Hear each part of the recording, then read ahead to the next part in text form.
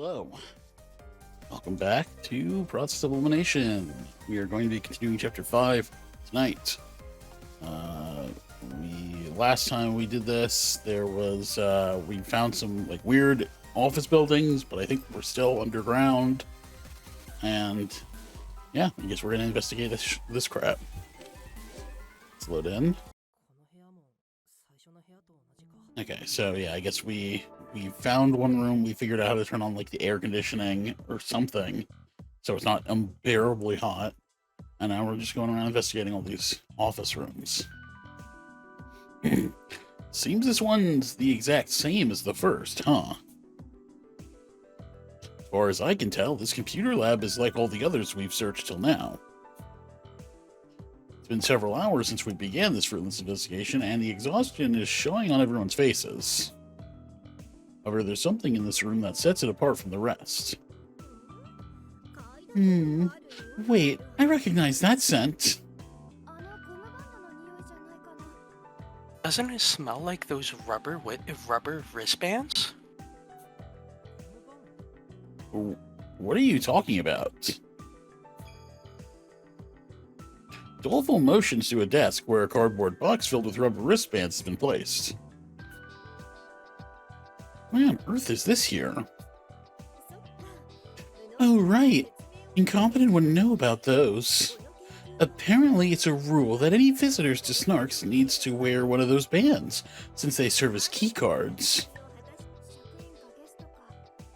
I'm sure they also help to distinguish between employees, guests, and any potential trespassers. We've already got our own bands. You should take one too, Incompetent. I bet it'll come in handy. Okay. Let me grab one then. I take a wristband from the box and slip it into my pocket. There's no indication that anyone's accessed this PC. Nor any sign of a break-in or other disturbances. Going by my recollection, this room's no different from the last. The girl said, thoroughly annoyed. Very well. On to the next. A proper detective must always look forward. There's little time to fret or idle about. So many books, the girl exclaimed, her eyes shining with joy. Kind of hard for me to do exclamations in that voice, but... There are plenty of old records that we didn't see above ground. I wonder if Workaholic and Renegade Detective could be looking for these. I don't spot any electronics here, though. Let's check the other rooms first and come back once we're finished. The girl shoots a look of protest at the oafish boy. She just wants to read some books. Sorry, bookworm. I promise we'll come right back, okay? Hey, I found it. This is the distribution board. We're in luck. Just after leaving the archives, we come upon the apparatus we've been seeking. It looks like a metal box embedded in the wall. We open it to see a large circuit breaker like any house would have, jutting from the center. Huh? So this is a distribution board? Yeah, I've seen them in our apartments too. What does it do anyway? Well, in a word, it distributes electricity, like the name implies. It takes streams of energy from power lines and dispenses it through the facility. It also lets you cut off the electrical current. If I flip this hallway's breaker switch like so... Oh, the lights went out. And now they're back on. By operating the breakers like this, you can control the power individual locations receive. The breakers also switch off when you use too much electricity, right? Will it be fine for the AC to be on full blast in every room? We're not done investigating, so I can't say for sure. But the breakers should function the same as household ones and cut off the power if they get overloaded with electricity. You really do know everything, Techie. I wanted to use more voltage at home, so I modded the breakers to have no cutoff. That helped me pick up a few things. Talk about perseverance. Passion is the greatest motivator when it comes to learning. but I'm almost positive doing that constitutes a crime. It has to. I'm going to spend some time working on this distribution board. Hopefully I can figure out why the elevator button's malfunctioning. It'll be a while, so feel free to take it easy for a bit. No, I'd feel bad if we were the only ones resting. We could just keep you company. Yeah, Renegade Detective has taken an interest in you, Techie. You could be attacked. True, but it's hard for me to concentrate with so many people around. I feel just awful about it myself, but if you insist, we ladies shall excuse ourselves for the time being. Au revoir. Incidentally, I came across a shower room earlier. Being a woman of elegance, I would very much like to cleanse myself of this grime post-haste. Oh, alright. We'll wait here while you... You will be coming as well. Wait, what? It ends up falling on me to keep watch while the female detectives shower. They're defenseless in there, so having guy guard the outside makes sense. Not sure where they thought to pick me, though. Perhaps it's proof they fancy you, the manliest one here. Take pride. Well, I guess that makes sense. Techie's just a kid, and Waffles a bit on the androgynous side. Now then, shall we be off, Watto? Huh? Off where? I'm supposed to be keeping watch right here. Playing coy, are you? I'm not, I swear. We're gonna peek into the showers, naturally. Can we get like one game where nobody tries to do this? Like, please? We just have to not, right? Like, it's that easy. Excuse me, miss?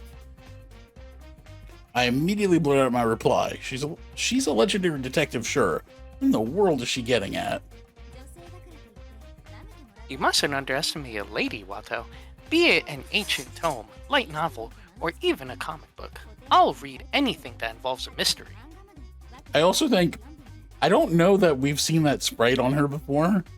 If they actually made that just for this scene, it's kind of funny. But I could be wrong. It's possible I just forgot. We started this game a while ago. And given the circumstances, I believe it's only proper that you go have yourself a gander. No. Hold on. This isn't like you at all. Isn't this just a trope in anime? I mean, you're a girl too. Shouldn't you hate peeping toms? Naturally, I wish they'd all perish. Then don't make me be one. Once again, I find myself shouting out loud. How could a legendary detective even suggest something like that? Don't worry, I have a great idea. It's like it's like they can fucking hear him from the shower. Like, what the fuck is happening out there?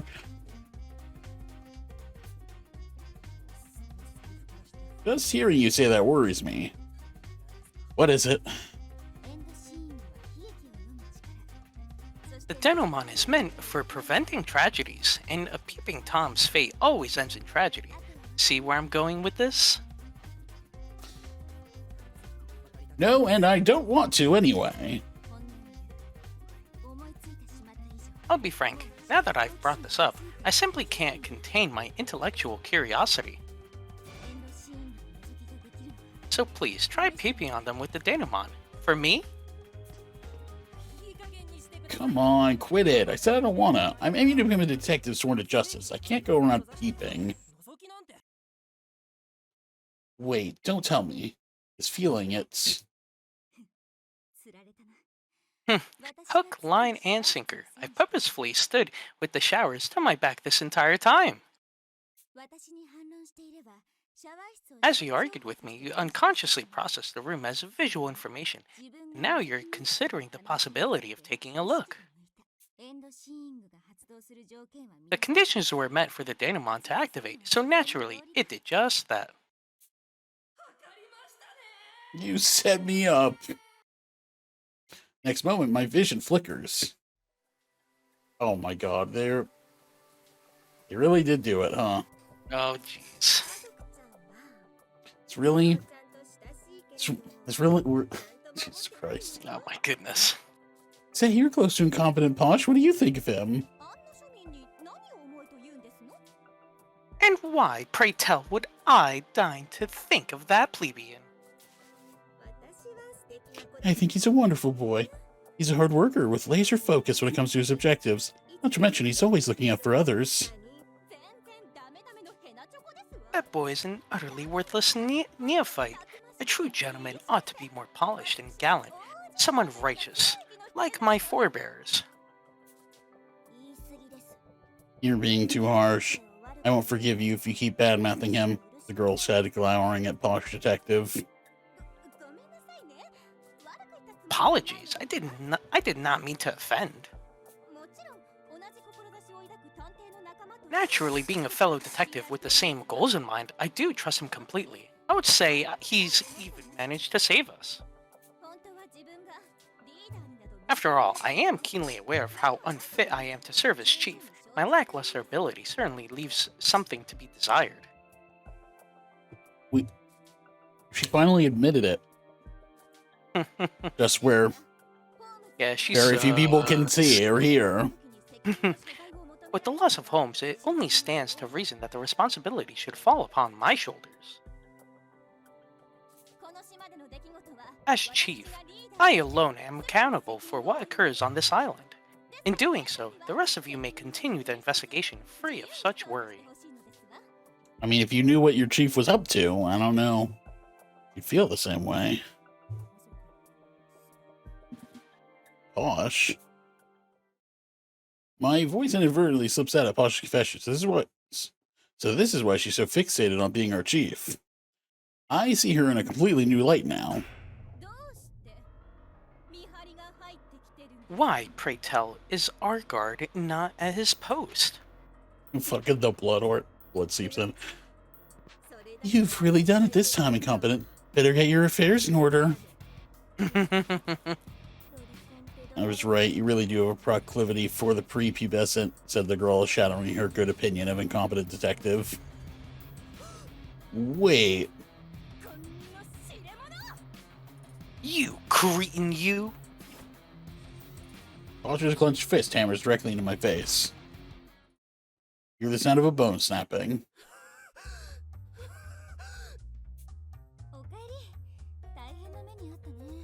Welcome back. My, but that looked rough. To think they would actually kill you. That is kind of funny. It's like, yeah, no, if I did this, I would literally die. What a fascinating experience for you, though clearly peeping in the shower is not a good idea. Do it. Do it. My head is pounding, my vision is skewed, and my nose won't stop bleeding. What in the world is happening to me? My apologies. Your brain is in turmoil after witnessing its own unexpected demise. While it may only be a premonition, information about your own death puts a heavy burden on your psyche. Be more mindful from now on, okay? That is actually like one of the worst reactions we've had to one of these yet, and it was for that. Can I hit you?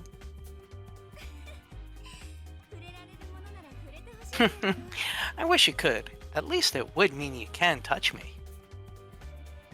Holmes giggles with pure, unadulterated delight. After spending so much time with her, I've come to realize that she's childlike, mischievous, and more fraught with negative traits than I thought. She's an absolute nuisance, but oddly enough, I find that side of her to be as charming as anything. Ultimately, my heart's been completely enraptured by this woman.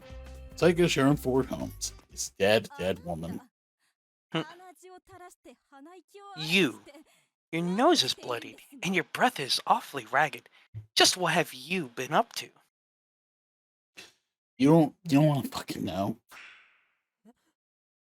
Huh? I look up to see Posh and the others. They must be done showering. And finally catch the pleasant smell of shampoo. Shower sounds nice. I think I'll take one myself later. I think I'll take one now.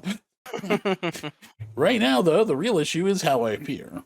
Breathing hard near a shower, nose bleeding, it's not good. In fact, it looks absolutely criminal. No, you've got it all wrong. You cretin, you!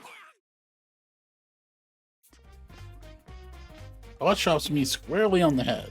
Things, but I'm overjoyed that it doesn't kill me.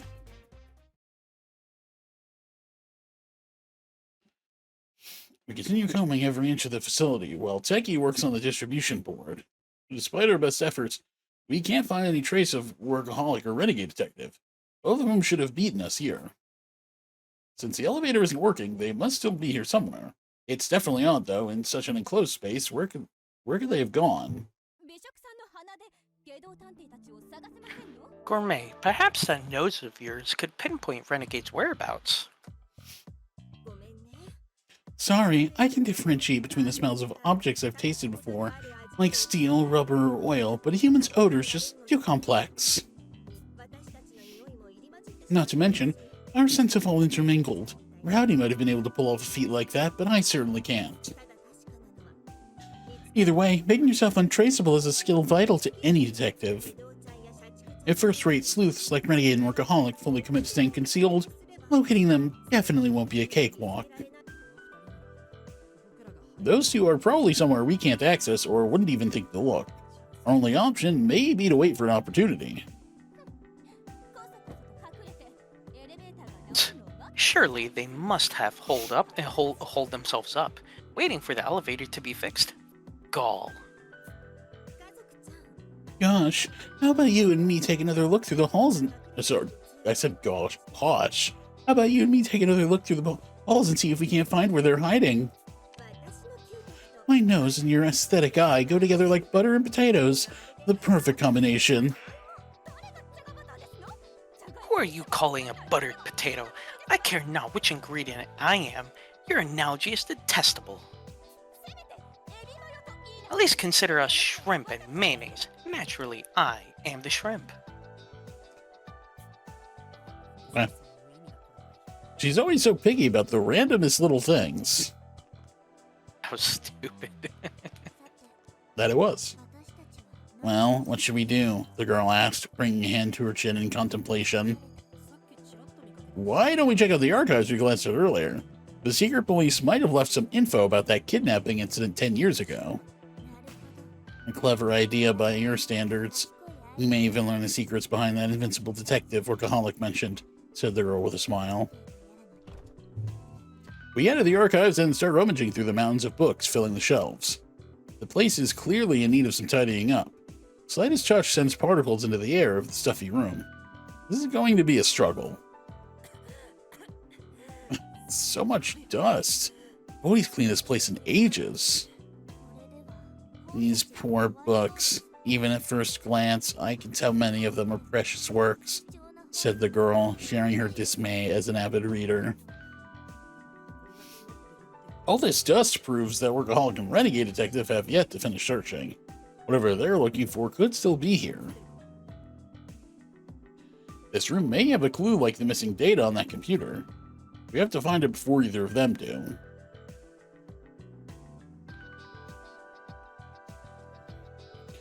But with this much to sift through, even a full day of work wouldn't be enough to finish. I roll back a sigh as I look at the shelves. We don't even know how the books are organized. Picking out secret police documents from all of this is a tall order. I begin to dread how much time this will take. Bookworm, on the other hand. No, this one's no good. Not even in Japanese. There's no point in reading it. This one's no good either. Rejected. Worthless. She's beside me, taking books off the shelves and flipping through them. She mutters a comment about each one as she stacks them on the table. Her speed is remarkable. She spends only about a dozen or so seconds per book. All I can do is stare, incredulous at the sight.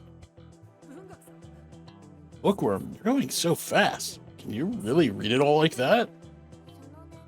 You still can't speed read it at your age? Queried the girl in utter disbelief. Age has nothing to do with it. I don't think many people can speed read, period. And there only been a lot of people don't even know the technique exists to begin with. Well, I'll teach you once we're off this island. It isn't hard, the girl said with a radiant smile. Thanks, Bookworm. Now we'll have something to work on once we find our way out of here. At any rate, reading is my specialty, so leave it to me. Just focus on finding the important books, the girl ordered before resuming her task. Okay, gotcha. Thanks for handling the hard part. Whenever I find anything about the secret police or something that could contain old information, I stack in your bookworm. But she goes from cover to cover faster than I can find them. I can't keep up at all. Still trying to find the next one? Asked the girl, repeatedly opening and closing a book to spur him on. Sorry, just a sec. It's hard to know which volumes might be useful. Good grief, left the girl, rising to her feet. Clearly, the doll rested on her shoulders. Bookworm stands in place, idly scanning the shelves from one end to the other. The girl gestured to the center of the shelf. Perhaps you should try looking there, she said, kindly offering her guidance. Huh? It may seem chaotic at first glance, but there's a logic behind the archive's arrangement. Deterioration of the book spines indicates this shelf is arranged from oldest to newest. The worn volumes on the left must be from older investigations. The secret police files we're after are 10 years old. If these archives are ordered chronologically, finding them should be easy, explained the girl. Wow, you're right. They really are different. The spines of the volumes in Bookworm's hands are practically two completely separate colors. I get it now. The titles didn't indicate any sequential order, which confused me a bit, but now I realize they're sorted by year of registration.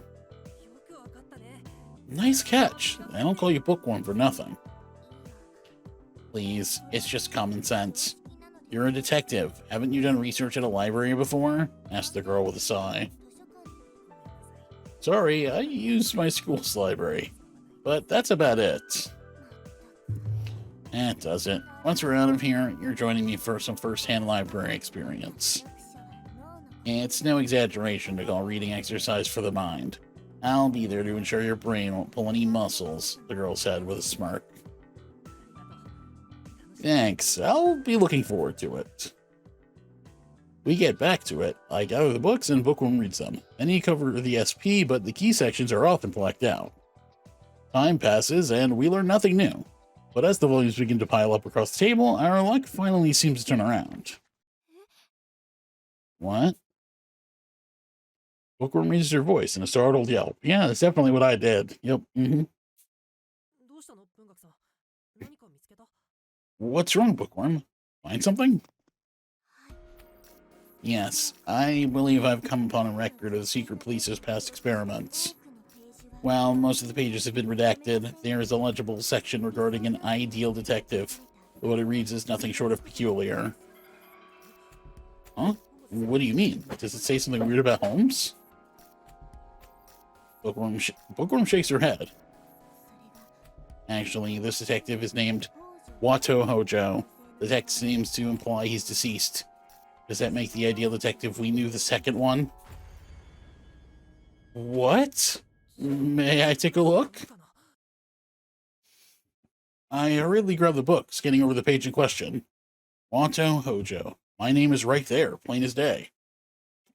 What? So I'm ideal detective?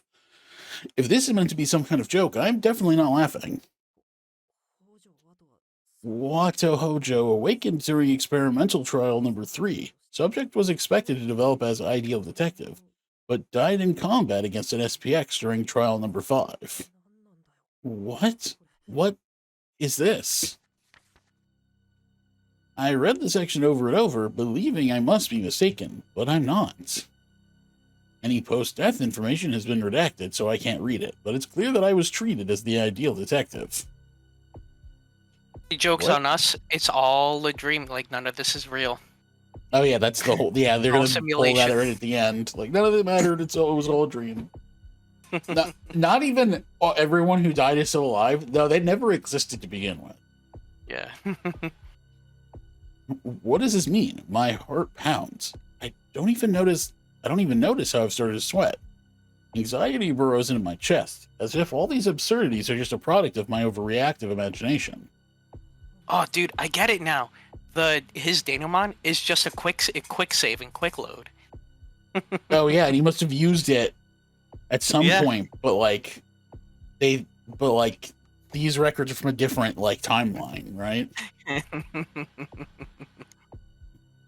Holmes, the things in this book. I reach out with my mind. Holmes looks reluctant, but gravely opens her mouth to speak.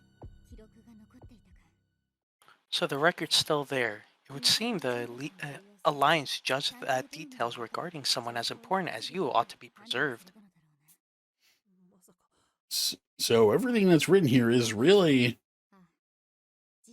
Yes, it's the truth. I'm the second ideal detective. In actuality, you should be calling yourself by that title. me, but there's nothing special about me. I don't get it. What does it all mean? Hold that thought, Watto. We'll talk later. I believe you have a guest. A guest?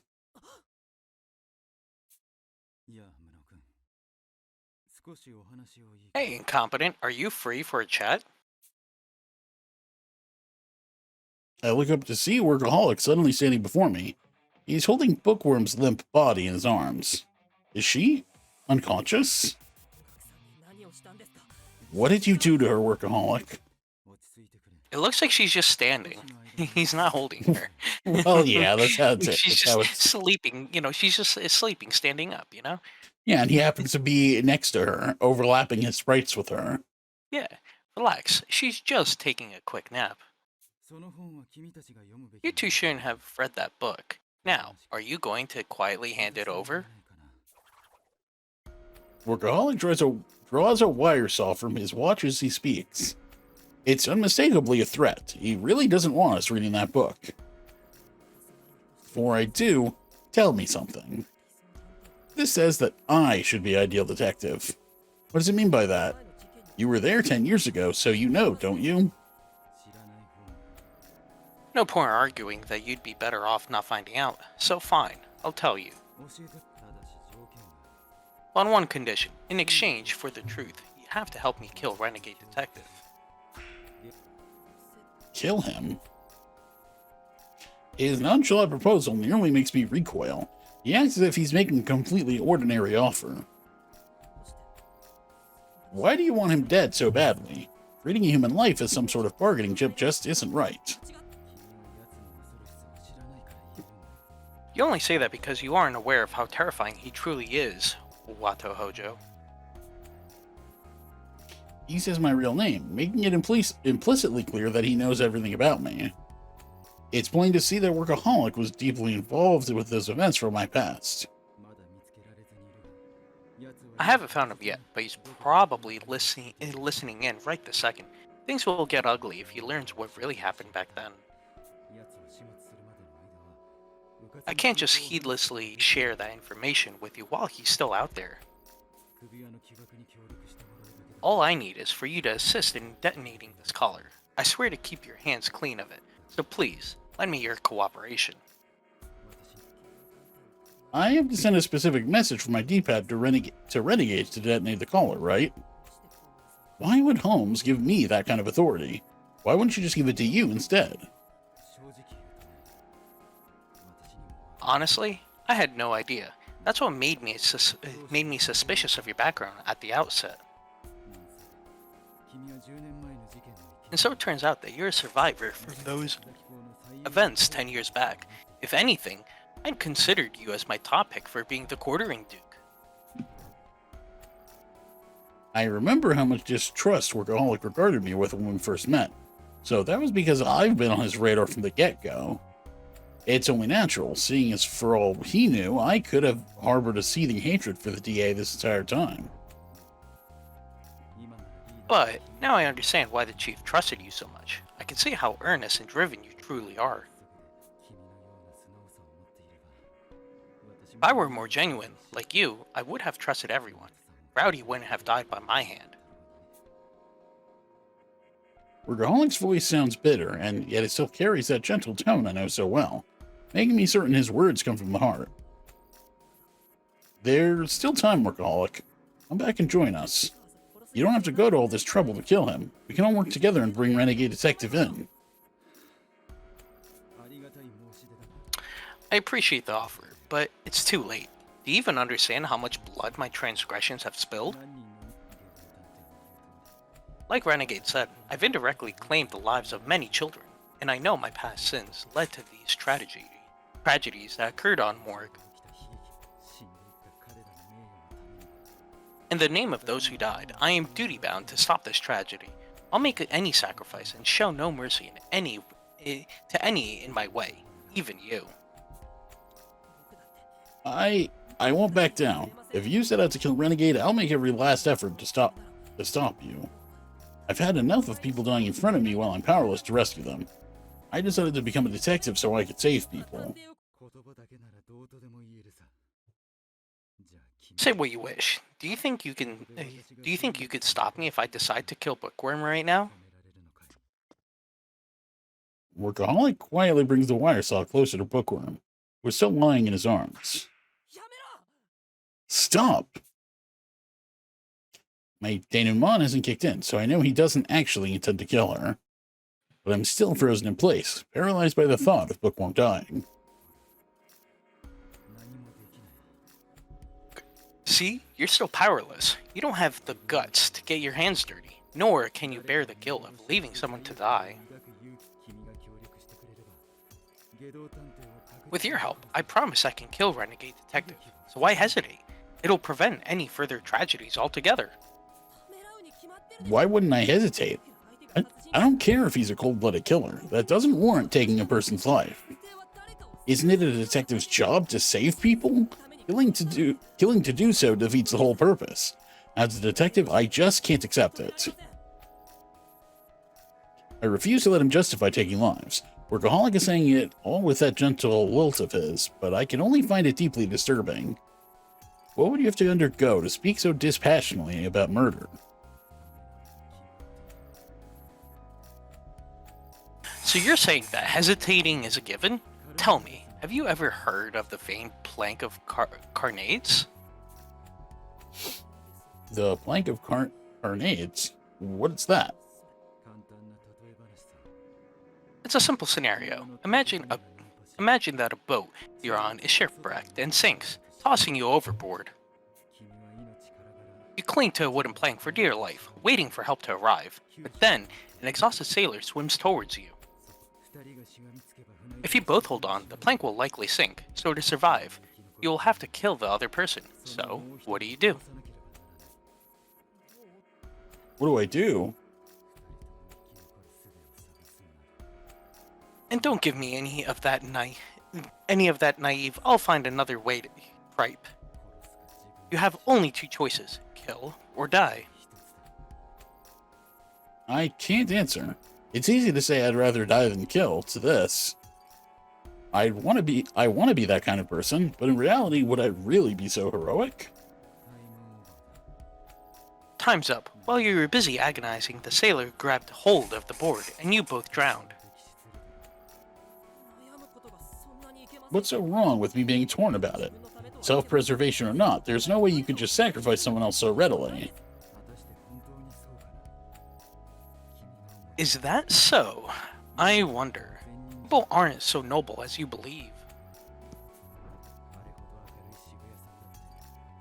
Downtown was so cheery, yet also a serial killer. I'm a father, but look at what's become of me. It's shocking how easily morality can go askew. Besides, that monster of a detective renegade was never a rational person to begin with.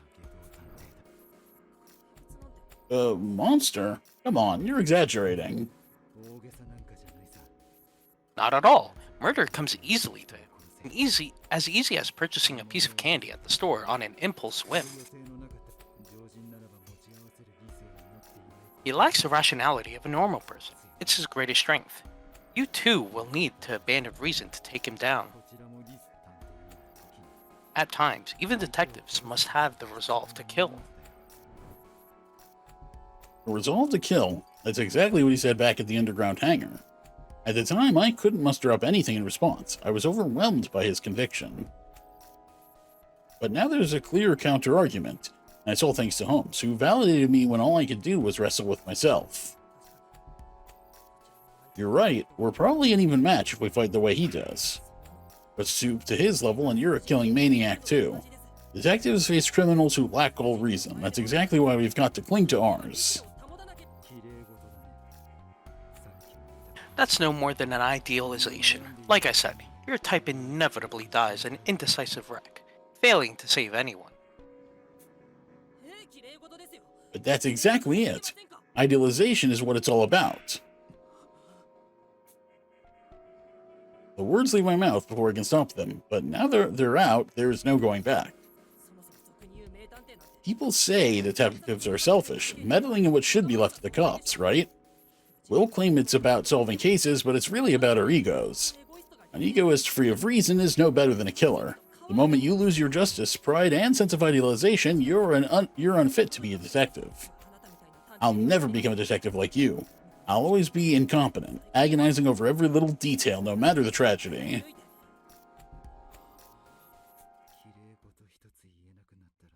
A detective without a sense of idealization is no detective at all, huh? That stings in particular.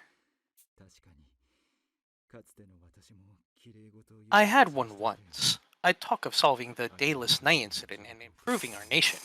In the name of justice, I spoke ardently about it all. I can't speak that way anymore. I'm diabolic detective. Or perhaps just plain diabolical. Maybe I don't have any right to call myself a detective. Workaholic touches his watch, and the extended wire retracts with a squeak and kills Bookworm with it. I don't know why. He then approaches me with Bookworm still unconscious in his arms. That book's impossible to decipher anyway. I'll leave it in your hands. You should try rereading it now, just in case a time comes when you have nothing left to rely on. I'm sure you'll realize a few things. Workaholic hands Bookworm over to me, and I take her into my arms warily. I can hear her breathing quietly in her sleep. Thank goodness she's safe. Does this mean you believe in me? At the least, I won't deny your beliefs. My path is an evil one. It was foolish to try and get you involved. However, I don't think I'm in the wrong. I am committed to killing Renegade, and I will not back down. I swear to end him. In time, he will reach his goal and make it to the surface. I'll do what it takes to kill him before then. If you think you can stop me, take your shot. With that, he leaves the room. Left holding the sleeping Bookworm in my arms, my mind returns to the thought experiment Workaholic had mentioned. Plank of Carneatus. Either kill or survive, or you yourself will die. I want to be a detective because I can't forget the sight of Psyche dying right before me. I want to be a detective who can save people in those situations. It's all I can ever think about. But if I really was clinging to the Plank of Carneatus, what would I do? I want to believe I'd have the courage to sacrifice my own life. But in all honesty, I know I'm not that strong. Holmes, whose life would you prioritize? Your own or someone else's? Ask aloud as if wishing for my own salvation, but there's no response. It's the first time she's kept quiet when I've called out to her like this. Holmes, are you sleeping? Is this when she's usually unconscious? If so, she won't wake up for hours, but something feels off about this. Something's wrong. She's off peeking into the showers again. Oh, man, come on.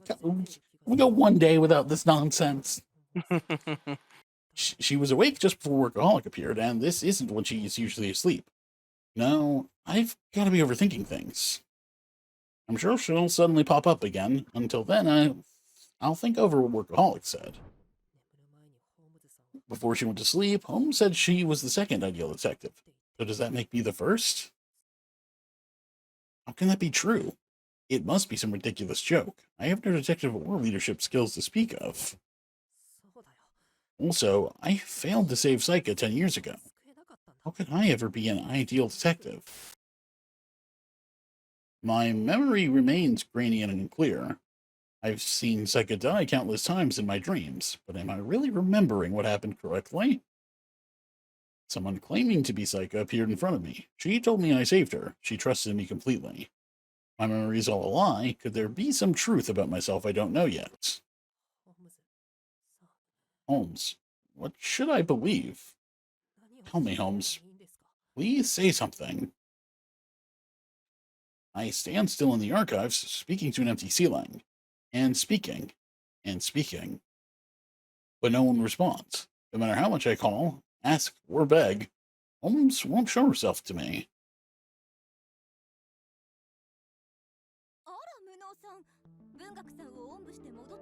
Why, incompetent? Whatever is the matter? Why are you carrying Bookworm on your back? Oh, she fell asleep while we were looking into things. I guess she was just that tired. Carried Bookworm, who got knocked out by Workaholic, back to the lobby. Bosch is busy working on something on the sofa. What are you doing? I'm preparing blankets for us all. As we've yet to find any sleeping accommodations, it appears we shall be spending the night here. Well, at least sofas in this lobby beat sleeping on the ground. Getting any rest in the maze was impossible. I hadn't considered her sleeping arrangements one bit, so I'm glad Posh already has a plan. Thanks, Posh. Today's been intense. I'm gonna rest for a bit, okay? Just set Bookworm down on the sofa. Did something occur in the archives? Huh? That's the last question I was expecting to hear from her. Did I let something slip? Yeah, or maybe she just noticed that Posh is unconscious. Yeah. I try to keep my face composed. Bookworm is unconscious. I try to keep my face composed as I reply. I wouldn't want to cause any unnecessary concern. Not at all. Everything went fine. We didn't find anything. I'm just being down on myself. We totally didn't say workaholic. Almost tried to kill both me and Bookworm. Totally. It was okay. We did not find anything. He just says it so monotone. Yes. You're a dreadful liar. You have the look of a bumbling employee secretly trying to juggle everything without their superiors noticing. I'm at a loss for words. Posh hit the nail on the head. She sighs deeply as I keep silent.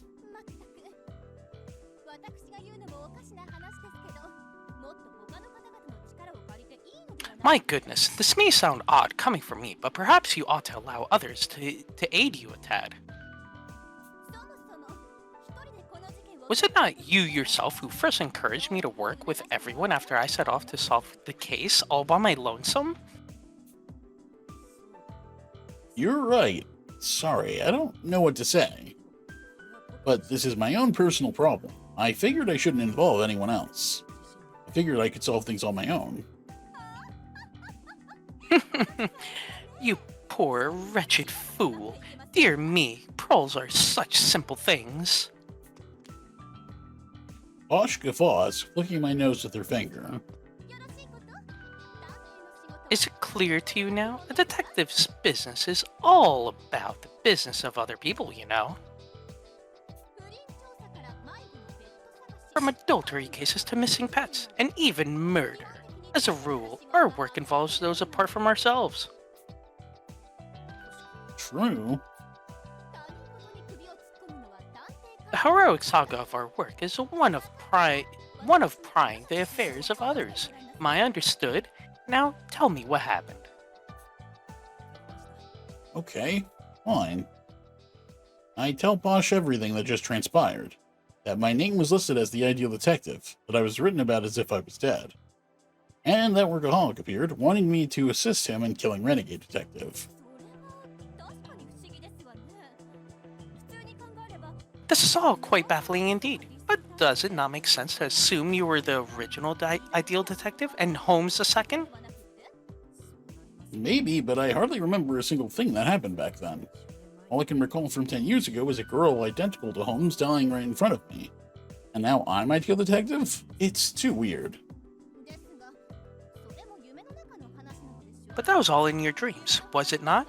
Isn't it common for dreams to stray somewhat from reality?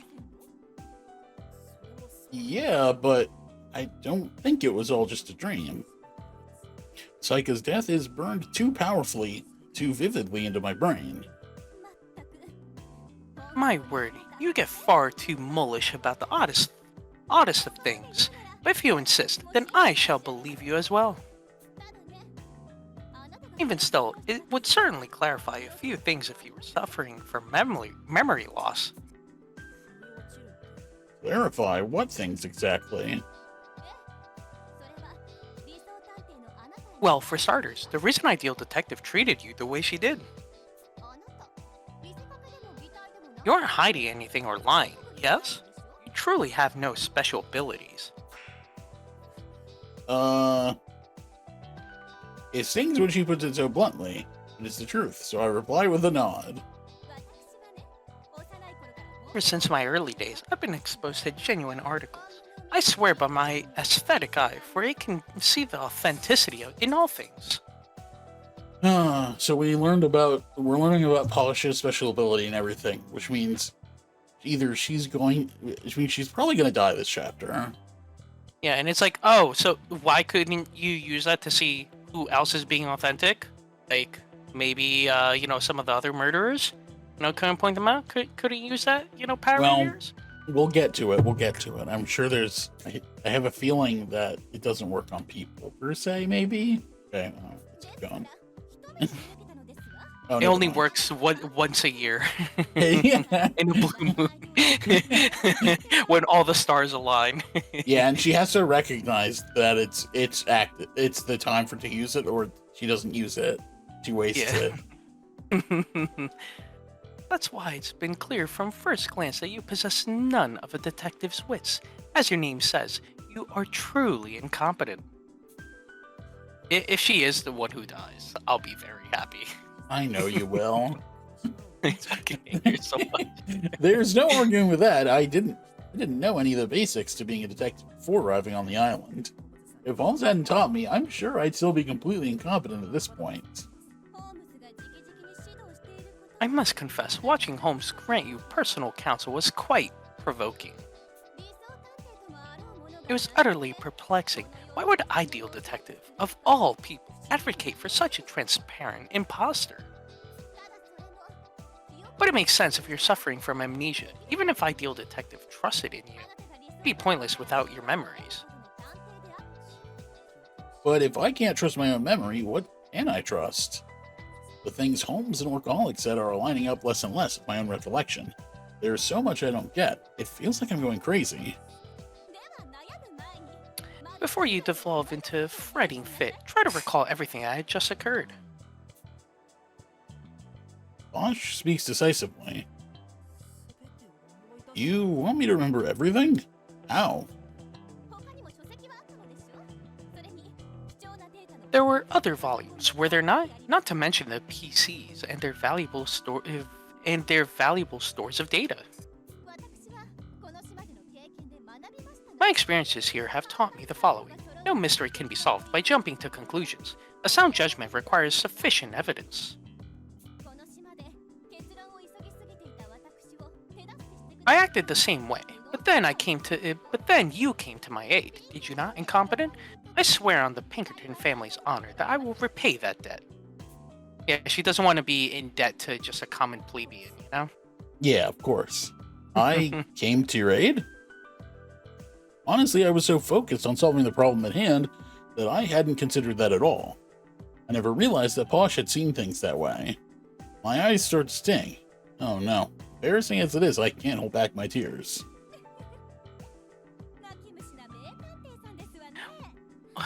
Oh, if it isn't the famed crybaby baby detective, this is precisely why the vulgar masses require so much constant care. You are no mere pebble. You are an uncut gem that will dazzle with proper polishing. Even as you are now, you've earned my trust. is the duty of the upper class to grant deliverance to the common man. If you will have me, know that I shall always assist you. Thank you, Posh. I dry my eyes with the handkerchief she hands me. Right. Now's not the time to cry. We tracked Workaholic and Renegade Detective all the way here so that we could stop them. We need to find and apprehend those two first.